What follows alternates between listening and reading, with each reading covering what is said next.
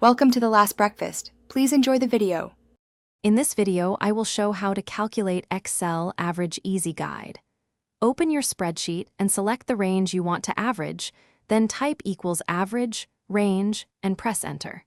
For conditional averages, use average or average with criteria like.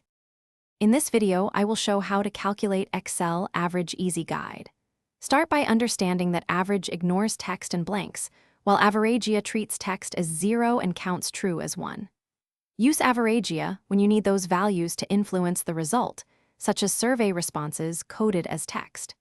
Double-check which function suits your. In this video, I will show how to calculate Excel Average Easy Guide.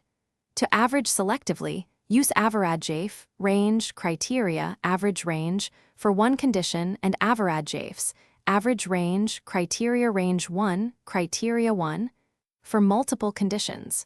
You can use operators like.